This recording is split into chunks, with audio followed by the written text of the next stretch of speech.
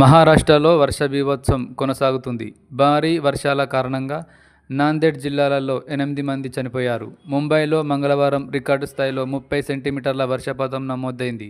ఎడతెగని వర్షాలతో ముంబైలో అన్ని రకాల ప్రయాణ సేవలకు తీవ్ర అంతరాయం కలిగింది. ముంబై ఎయిర్పోర్ట్ నుంచి వెళ్లే లేదా ఎయిర్పోర్ట్కు వచ్చే దాదాపు 250 విమాన సర్వీసులపై ఈ ప్రభావం పడింది. 8 విమానాలను దారి మళ్లించాల్సి వచ్చింది. విమాన సర్వీసులు సగటున 45 నిమిషాలు ఆలస్యంగా నడుస్తున్నట్లు అధికారులు తెలిపారు. ముంబైలో మీతి నది ప్రమాదకరంగా ప్రవహిస్తుండటంతో 500 మందిని సురక్షిత ప్రాంతాలకు తరలించారు. ఛత్రపతి శివాజీ టెర్మినస్ నుంచి కుర్లా రైల్వే స్టేషన్ల మధ్య రైలు పట్టాలపై 8 అంగుళాల ఎత్తులో నీరు నిలిచిపోయింది. దీంతో ఆ మార్గంలో రైలు సర్వీసులను నిలిపివేశారు.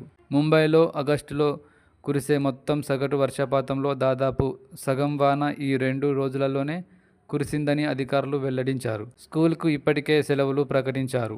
బాంబే హైకోర్టు కూడా బుధవారం మధ్యాహ్నం 12:30 వరకే పనిచేసింది.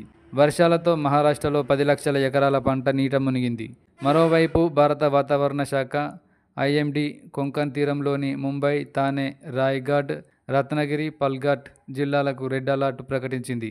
బుధవారం ఈ జిల్లాలలో అతి భారీ వర్షాలు కురుస్తాయని హెచ్చరించింది. ఎస్వీ ఛానల్ను లైక్ చేయండి, షేర్ చేయండి, సబ్స్క్రైబ్ చేయండి.